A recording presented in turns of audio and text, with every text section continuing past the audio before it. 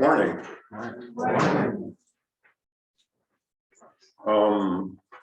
I hope that most of you have what I'm going to be talking about in front of you. It's my seventh section on the Tao Te Ching.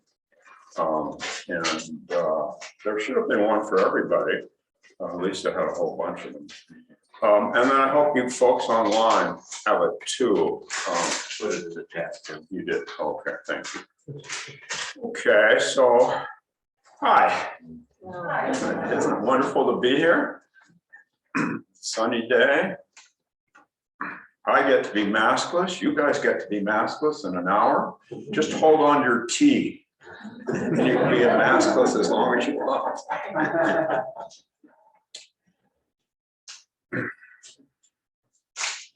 So I'm going to talk about the seventh section today. That's somewhat arbitrary, my choice of sections, and I'm going to keep doing this I give about one talk a month on Sunday until I get through all the sections.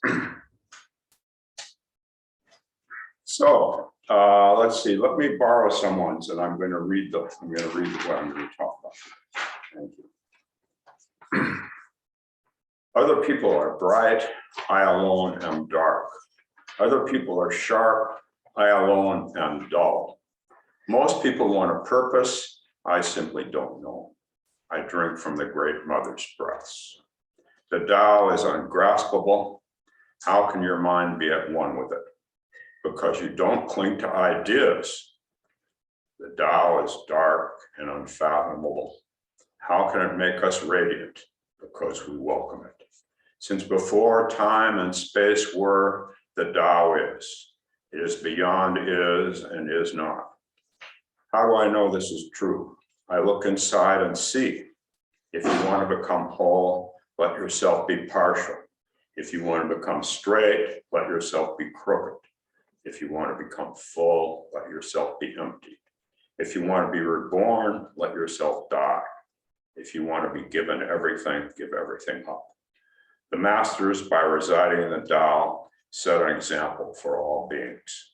Because they don't display themselves, people can see their light. Other people are bright, I alone am dark. So if you want enlightenment, you have to go through endarkenment. That's just the deal. You have to go through endarkenment. And the historical Buddha went through pretty incredible experience of endarkment. From what we know, but his aspiration was to experience the lightness that he had seen when he had encountered his fourth sight. First sight was at the very beginning of his quest. First sight was the sick person. Second sight was a decrepit, aged person. And the third sight was the bodies on the funeral pyre. And the fourth sight was this sannyasin, this person who seemed so light and just so radiant where he was. And that crystallized Buddha's own aspiration according to the story in his 6-year quest. But then toward the end, he went through real endarkenment. So to live a lighter life, we have to allow these demons to come up and pass through. We have to allow them. They're hanging around, and we don't like them, but we have to allow them just to come up and pass through. They're just from our mind. They're only from our mind. But that's a lot. That's a lot. I know that's a lot. So fighting with them doesn't help. And an enlightenment experience could help, or might not help. I'll talk about that later. But this is about living more lightly. Times are dark. These are the darkest times in our country since I was born. And I was born before most of you were conceived even, or anybody had conceived of you or thought about you. These are the darkest times in the United States, I think, for many reasons, for many reasons. Other people are sharp. I alone am dull. So Katagiri Roshi used to tell a story about living in his country temple with his teacher. And he was one of four, I think four, that's what I remember the story, four young priests who lived with his teacher. And it was pretty boring. All I did was fix meals and clean and fix meals and clean and fix meals and clean. And then I had some zaza in the morning and at night. Then they did more fixing meals and cleaning. They must have eaten a lot. And the other three, Katagiri used to say, escaped. But he didn't escape. They escaped to the city or something. They escaped. But he didn't escape. And he said he wasn't sharp enough to figure out how to escape. Other people are sharp. I alone am dull. So this reminds me of a statement from my first teacher, my root teacher, Suzuki Roshi. Suzuki Roshi said to me once, clever people will not understand our way. And he said that after I had friends from Stanford up to San Francisco where I was practicing Zen. And they had asked me, they had had a good time there, but they said, what is this Heart Sutra that he has chant? What is the deal there? And I said, I don't know, he just says to chant it. So I have a long story about that, but I'm not going to tell you the whole story. But I did complain to him about it, and he said, just chant it. Again, he said that to me. And then I said, well, my friends didn't even come back. You just got me now. And he said, clever people won't understand our way, or something like that. So I guess I wasn't clever. I guess that was a virtue, according to this. Other people are sharp. I alone am dull.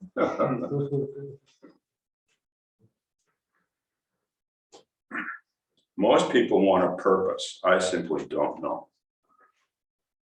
So we do need a purpose. I feel lucky I've got a purpose in life, which is to help you guys enlighten yourselves. Help you live lighter. I don't care if you have an enlightenment experience, just live more lightly. That's my mission. As long as I can sit upright, well, maybe even when I'm prone, that will still be on a mission. Probably. It's been my mission since I was a very young man. Most people want a purpose. I simply don't know. Because we shouldn't, if I get attached to my purpose, then I get boxed in, then I can't really help you. Then I can't really join with you. I'm just, if I'm going to help you, I have to join with you so we can empty out together. So I gotta be careful of my purpose, right? So last year I was in Costa Rica, first time there with my family, and we went way down to the south, and we went to out in a boat, a whole day in a boat, and we saw wild porpoises, schools of wild porpoises. I've never been to Florida, but I think those porpoises are somewhere in captivity and they've been abused. These were wild porpoises. They would just fly around in the water. They fly in the water, you know? And they seem purposeless, those porpoises. Purposeless porpoises. They're just having fun. They're just having a good time because they know how to play. If we're just focused on our purpose, we don't know how to play. And I said to the guide who spoke broken English, I said, well, when do they ever catch fish? It seems like they're just playing the whole time. He said, oh, they're very purposeful. He said this in broken English, and looking for fish. So while they're playing, they're watching for fish. So we need a purpose. We all need a purpose. But let's also have a purpose. Okay, let's have a purpose. We can do it. We can do it. Most people want a purpose. I simply don't know. I drink from the great mother's breasts. I drink from the great mother's breasts. You guys have heard me talk about this before, and other teachers. So in Hinduism, we have Kali, the great dark mother from which all life comes. Buddhism, we have Prajnaparamita, the great dark mother, who is the mother of us all, because we're all Buddhas. We have Tathagata Garbha, our Buddha nature, called our Buddha womb. Our Buddha womb, the womb that's in here, our mama's womb. We're coming out of that womb all the time. She's supporting us all the time, right here, right here. Although beyond space and time, but still right here. I drink from the great mother's breast.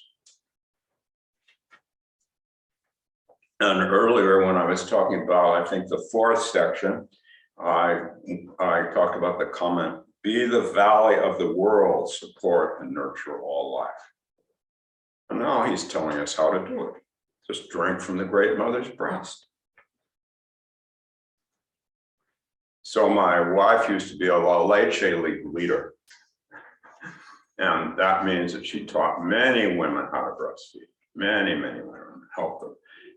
And women used to come to her and say, oh, I don't have enough milk. And she said, well, you're just not trying. You just have to keep doing it. And their doctors, their male doctors told them to give up. Oh, you don't have enough milk, their male doctors would say.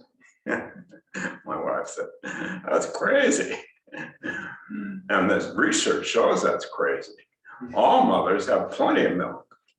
This great mother has plenty of milk she's giving us. It never stops flowing. We're lucky, we're lucky.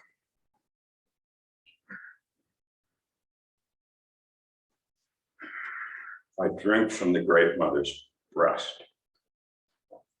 The Tao is ungraspable. How can your mind be at one with it? Because you don't cling to ideas. That's how your mind can be at one with it. You don't cling to ideas anymore. You let the ideas come, you learn from them, you make use of them, but you don't get caught by them. So one of the people that I mentor said to me recently, is a very serious meditator. He said, I'm thinking about buying a motorcycle. He said, is that okay? And he said, it was going to cost me $15,000. Is that okay? Well, I'm supposed to tell him, whether it's okay to buy a motorcycle. But he's serious. He's a sincere practitioner. And he thinks maybe this is frivolous. I get it. Maybe this is frivolous. Maybe this is indulgent, self-indulgent. And I said, well, tell me about how you feel about motorcycles and how it's been for you with motorcycles. And he said, oh, they bring me great joy. And I said, oh, tell me more about that. And he talked about the wind on his hair and, seeing nature and trees. And I said, well, it sounds like your Zen practice then. By all means, buy one for yourself and one for me. And he looked at me and didn't say anything. I'm almost 79 years old and I can't even sit in a cushion. And I went horseback. I insisted to my daughter I could horseback ride in Costa Rica. I insisted I could do whitewater rafting, and each time I did it, they dragged me off. Whoops. Whoops. So here I am. Till I'm not here, right? Till I'm not here.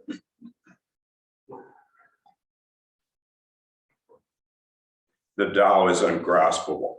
How can your mind be at one with it?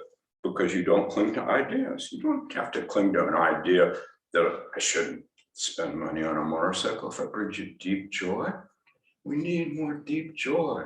Deep joy liberates us. And that's the milk from our mama's breast. Deep joy only happens now. Ever notice that? It only happens now. When we have deep joy, we're not caught by before and after. The Tao is dark and unfathomable. How can it make us radiant? Because we welcome it. So a woman came to meet with me. Well, several women have over the years who've had Lyme's disease, because I struggled with Lyme's disease for years. I don't know why it's been women. I'm a man, but anyway, the women, women are more likely to be openly vulnerable than men, in case you haven't noticed. A woman came to me who had been practicing with me for a while and said, how did I deal with my Lyme's disease? And I said, well, it just comes and it goes. She said, no, that's not helpful. And I said, well, I always try to practice with it and ask myself how I can welcome it.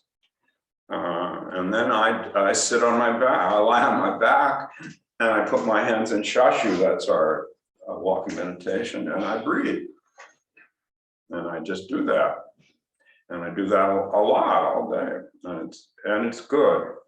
And she said, well, I can't do that. And it cramps my hands anyway. I can't do that. I said, well, don't do that. But how can you welcome it?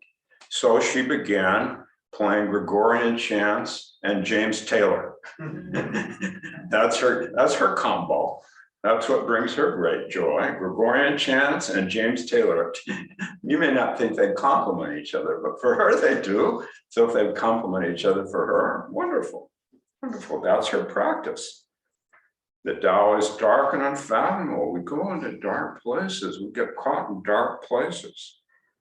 But if we can just welcome that darkness, we live so much lighter, so much more buoyantly.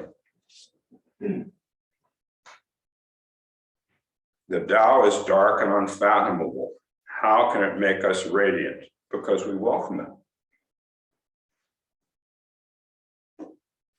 Since before time and space were, the Tao is. It is beyond is and is not.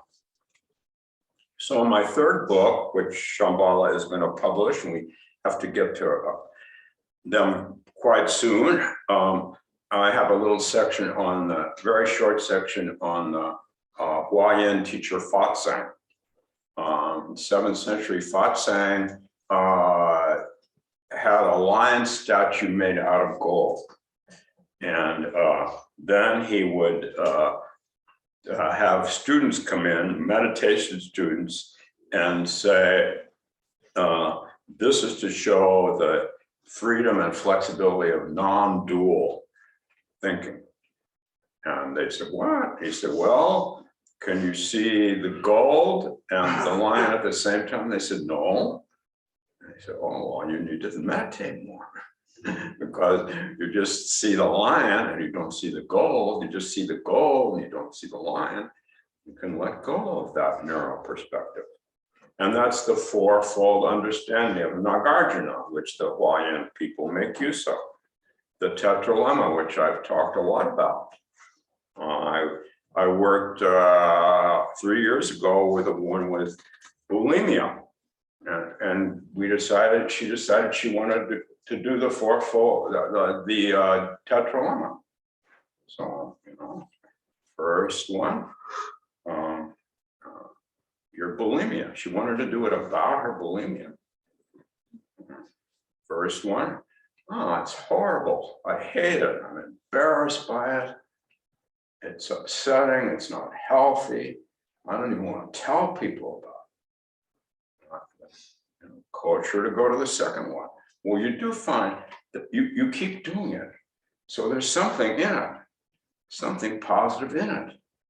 Go to the second one. I'm just sitting here, but I mean, I can do it with people moving too, but just sitting here. Went to the second one. Take some time and breathe so you can discover the second. Well, she discovered, oh, yeah, I get to eat all I want. I get to eat desserts, triple desserts. And I don't gain weight. I don't gain weight. And all my friends are envious of me. They don't know about it until she tells them, and they feel sad for her. And then the third, and then I said, oh, can you hold these both? Can you just be present with these both? Third step in the tech program, just be present with them both. What's awful about it and what you love. Because these bad habits we have, there's something that keeps us. And if we can just allow it to be, then we move on to the fourth one, which is neither nor, which is now I'm not caught by either hating the bulimia or enjoying having triple desserts. I can move beyond, but that has to happen organically, and you can practice it. It's good to practice it, and it will work for a little while, but it has to be practiced. It's just another way to practice, do Zen practice. Because we just naturally fall back on seeing things with this from a single perspective. We just do that. We just do that. Practicing it was what Dogen calls practice enlightenment or actional understanding. It's an old translation. Actional understanding through our activity, not through some single perspective, through our activity. So the Tao is beyond, is and is not. Even Dogen talks about the Tao. But I won't get into that. He talks about the Buddha Tao. He combines the two characters, calls it the Buddha Tao. That's not for today.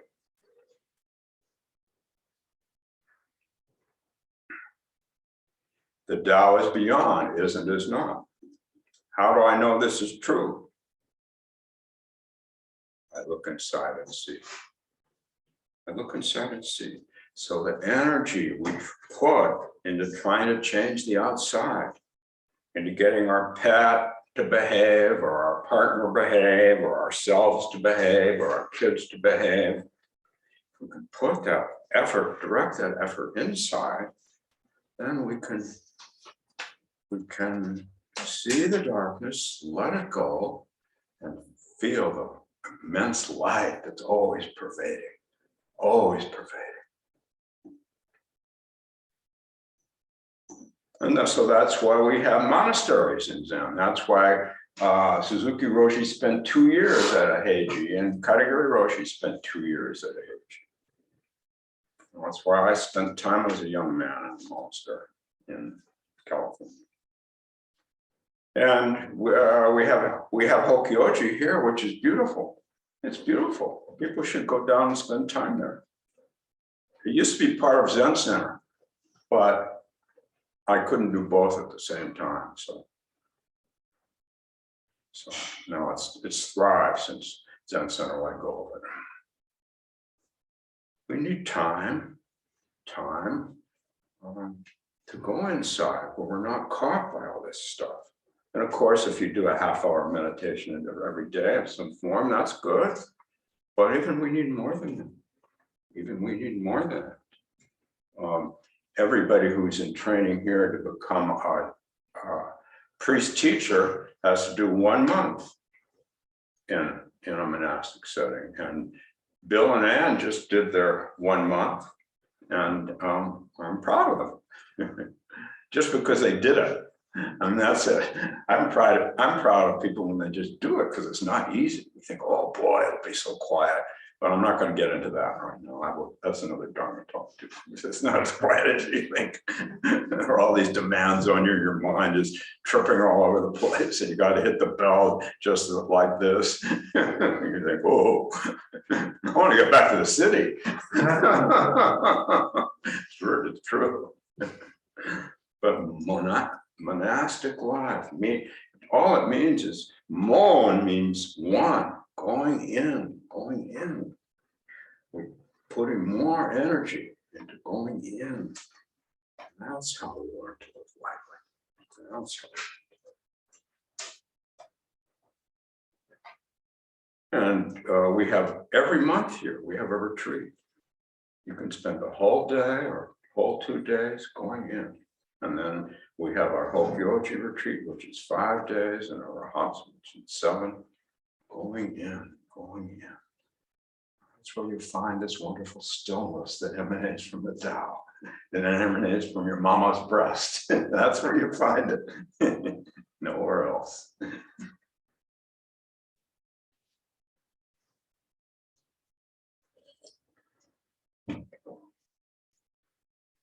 But we're disciples of Vimalakirti, and that means that we're in the world.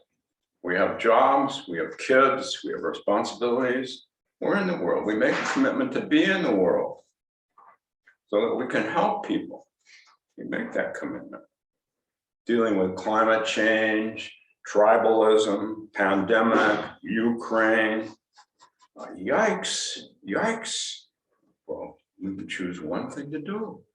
If we can just choose one thing to do, I'm going to make sure that there's not a clock around here. Oh, 10:29, okay. Just one thing to do, or maybe 2 things to do.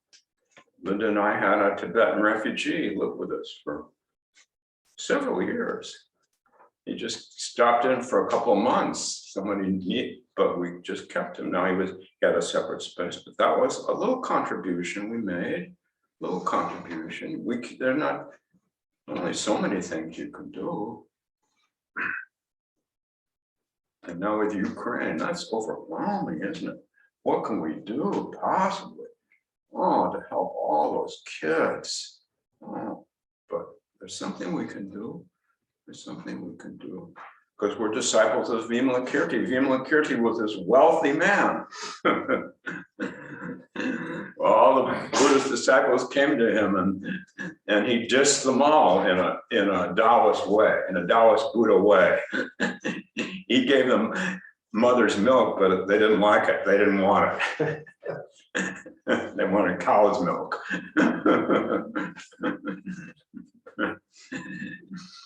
He was wealthy. He was married. He had kids. He visited brothels. All that stuff. And so he's a model for us. But he was not like EQ. I don't think according to the scriptures, he only visited the brothels. He was faithful to his wife. That's better. That's much better.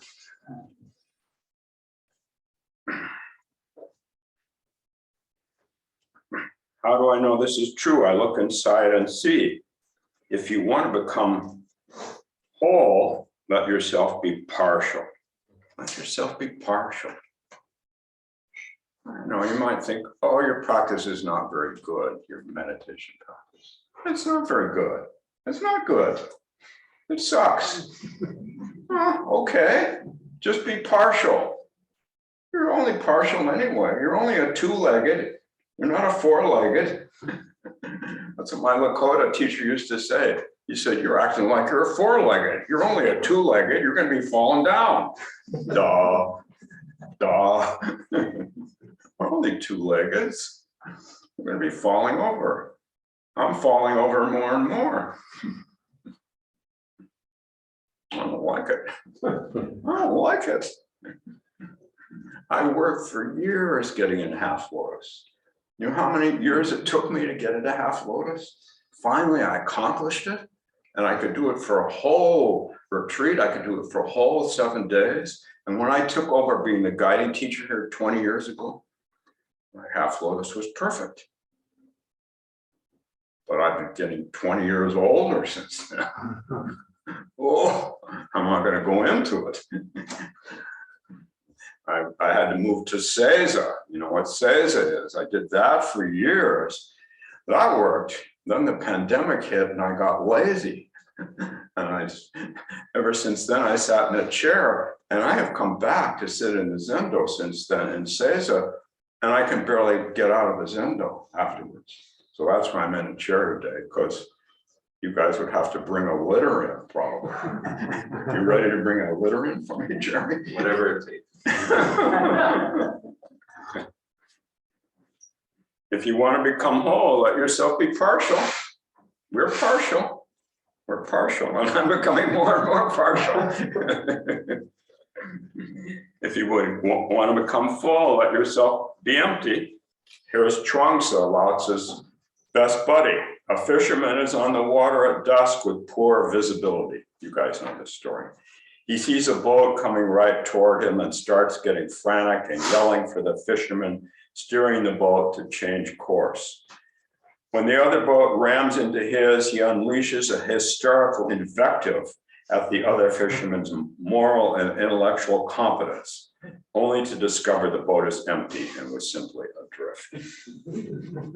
So our boat fills up with stories.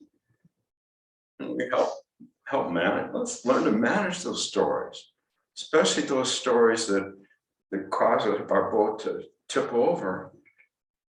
And let's try to fill our boat up with stories that help us empty our boat. That's what we're doing as practitioners. That's what we're doing. We need stories, but stories that will help us empty our boat. Manage our own reactions. And we have to keep bailing. It's practice enlightenment. It's not practice in order to get enlightened.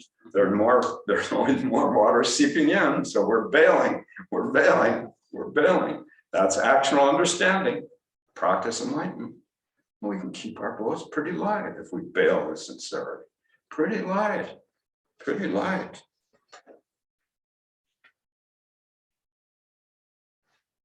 Walt Whitman says, I do not offer the old smooth prizes, but offer rough new prizes. Now, boat bailing, it's a wonderful prize. It's wonderful. You have to do it. And then Chuang-Tzu says, if you empty your own boat crossing the river of the world, no one will oppose you, no one will harm you. Because inside, your mama is always nursing you. Always, regardless of what happens, even if this Dharma container just, ugh, so I can't come over to Zen Center anymore.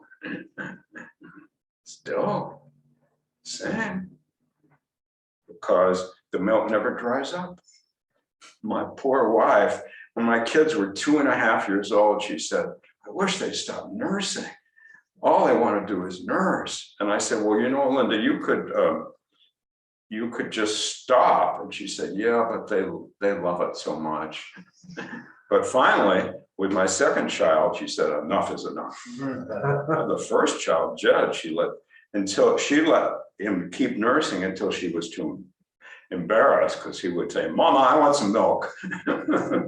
But she's a Leche League person. I don't know if you guys remember Leche League. They're a little bit too mission driven sometimes. I don't know.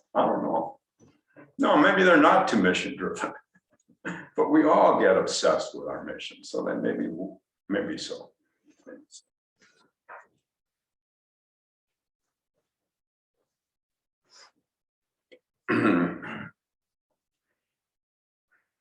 So even in stormy seas, we can stay afloat.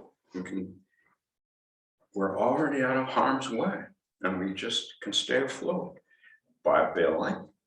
And our bailing can include loving kindness. It doesn't have to include just zazen, loving kindness practice, yogic breathing, slow nature walks, retreats. The next retreat I'm going to do is something like April 15. We're going to spend half our time walking outside if it's nice. Small, short, or longer walks outside in nature. I learned those from Thich Nhat Hanh years ago. That's a wonderful meditation. Wonderful meditation. Just being there, just feeling it. You're being nursed by the sky, by the earth, by the water. It's nursing you. Even in winter, it's nursing you.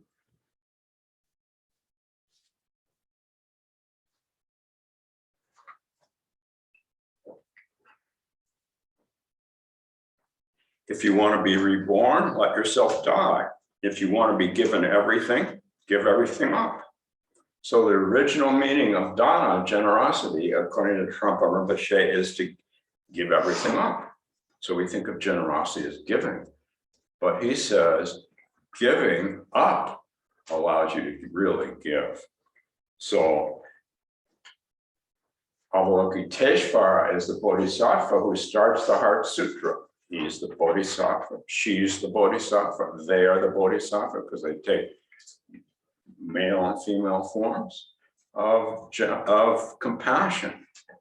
But that's through giving up. So Avalokiteshvara says at the beginning of the Heart Sutra, Avalokiteshvara, when deeply practicing Prajnaparamita, clearly saw that all five aggregates are empty. So she emptied out. She emptied out the five components of the early version of the not self. I won't get into that. She emptied out, and the whole Heart Sutra is just about emptying all our beliefs. And I said to my friend the other day, two of my friends, well, we should do a modern day version of the Heart Sutra. We should take all our cherished beliefs and then say no, no, no, no, no to each of them. And we should chant that every day. Good idea. Good idea. Good idea. Good practice. Good practice. If you want to be reborn, let yourself die. If you want to be given everything, give everything up. The master, by residing in the Tao, sets an example for all beings. So my first two teachers were Suzuki Roshi and a Chinese teacher named To Lan, who later became the founder of the city of 10,000 Buddhas in Northern California. Neither of them were known at all then, and both of them became pretty famous. That happens when you're Forrest Gump as a young man, just hanging around. Just happens. So To Lan's thing was, let the person of naked pink flesh come forth. And then he said, sometimes let the Buddha Tao come forth. Every time when I walked in and he'd smile at me, that's what he would say to me, which I found irritating. Irritating. But he was a good teacher. But that part irritated me, so I went back to Zen Center. Only spent about 9 months with him. He wanted me to make that my koan. Chinese Zen, they still do koans more than Soto Zen. And I don't want a koan about naked pink flesh. Give me a break.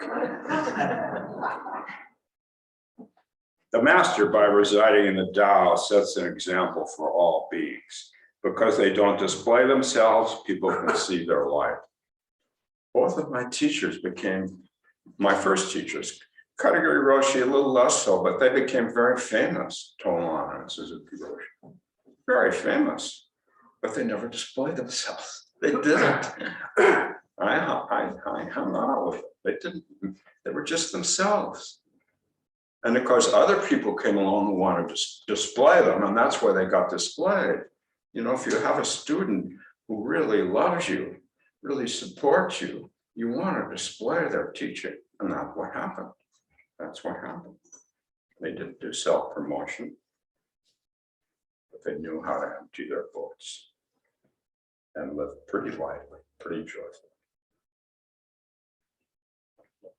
let's see, what time is it? Time, it's 42. I have 42 after. I have time for one more. So, because they don't display themselves, people see their light. So I started practicing meditation in the 60s on the West Coast, and Tolan and Suzuki Roshi were my first two teachers. And this is also the age of the psychedelic movement, beginning of the psychedelic movement. So Richard Alpert and Timothy Leary were around a lot too. And of course, you know what they were promoting. Does anybody not know what they were promoting? Raise your hand if you don't know what they were. Oh, everybody knows. Okay. Oh, they were promoting acid, LSD, psychedelics. They were promoting psychedelics. Did you just raise your hand so I would say, or? Well, I had an idea. Yeah, they were promoting psychedelics, and everybody was doing acid, psychedelics, or mushrooms, all over the place, all over the place. And I did a little bit of that too. Yeah, we'll get into that. That's another Dharma talk. I did a lot of that, but that's another Dharma talk. But they displayed themselves. Both Alpert and Leary were really, this is the way, do this, everybody do this, drop acid. Oh, they displayed themselves. I thought they're really into this in a way that they're just proselytizing. I feel like I'm at the Catholic Church or something, not to mean the Catholic Church, sorry for any of you who are Catholics, but so I didn't, they both turned me off. This is it. Suzuki and Tolan, I said, oh, just come sit with me. I have a little cup here. We can empty our bowls together. They didn't say that, but you know. And then I just felt it, and I did it. So, in a way, enlightenment experience, psychedelic, full-blown psychedelic experience, orgasmic, spiritually orgasmic, beyond spiritually orgasmic. But does it make you a better lover? Does it make you a better lover? Maybe so, maybe not. Maybe so, maybe not. Sometimes so, sometimes no. That's our focus. That's our focus. That's why we say actional understanding, practice of life. And that's what I want to say today. So thank you. Happy to take any questions or comments. About 10 minutes. Questions or comments from, I don't know how many of you are online here, but I'm sure there's a group. And then those of you who are offline, we're right here. Questions or comments. Maybe we'll do it's going to be hard for me to see the online folks, but maybe you guys will. Will we hear the online people when they talk? Yes. We will. Oh, so let's give the online folks a chance first. Who would like to say something or make a comment or tell a story or ask a question? Online.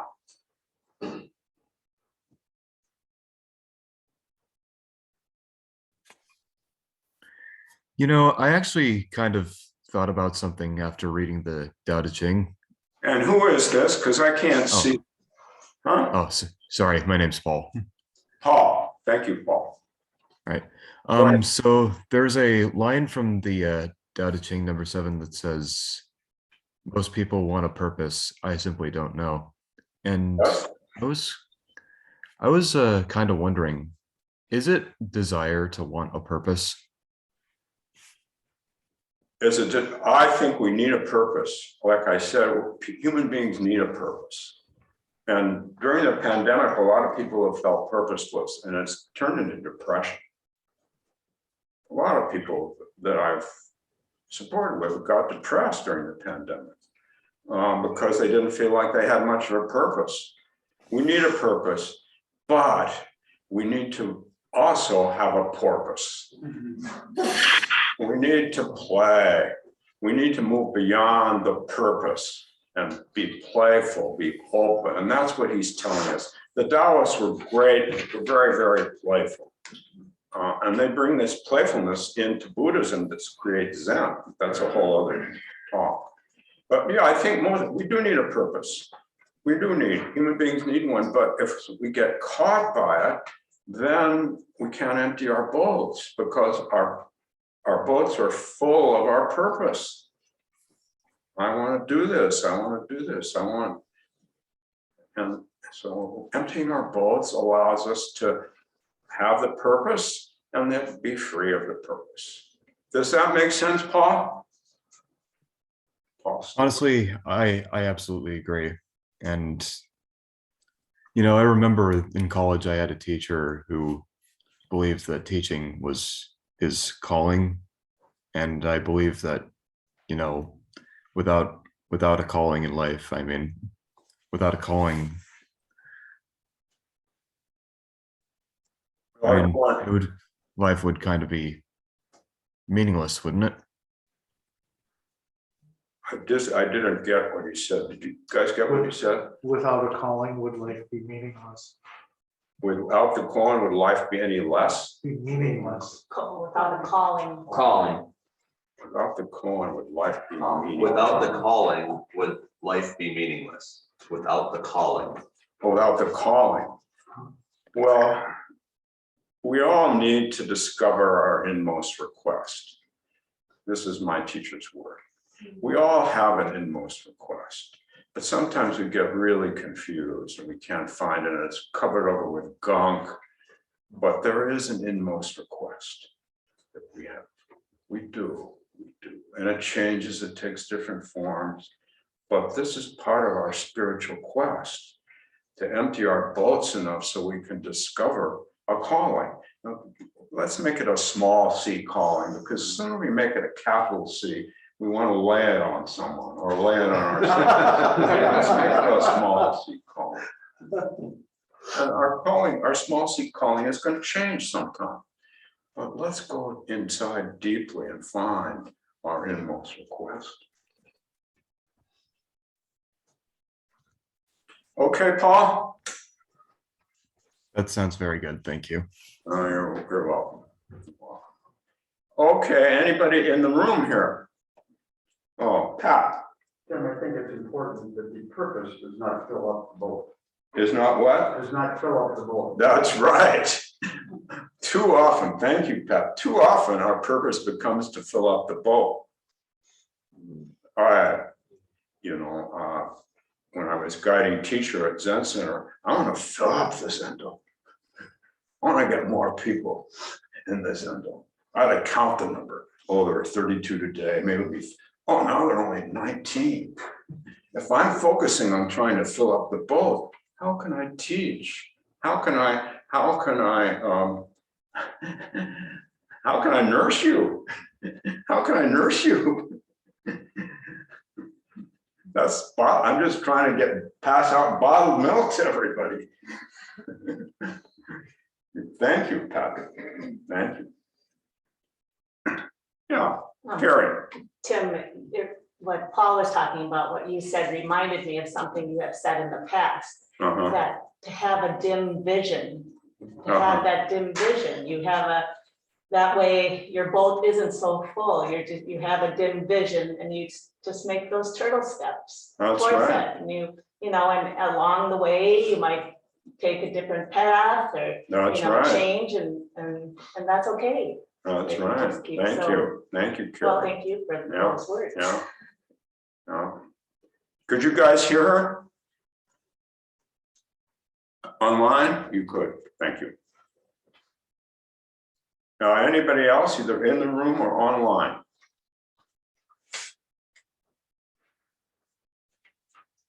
Over there, Tim. Oh, hi.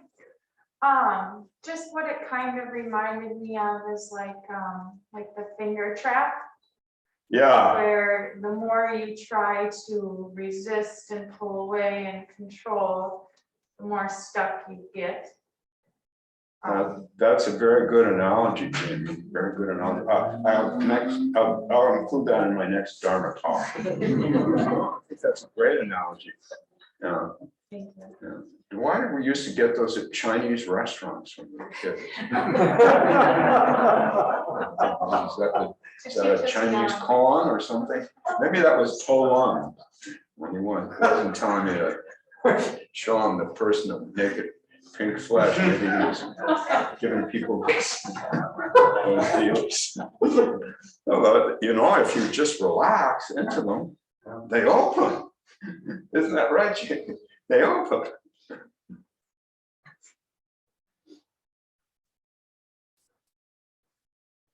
Let's see. There's a little bit of time. One more, either online or in the room. One more. Yeah. I just want to comment, that the three examples that in the stories about the nursing and the Lyme disease and I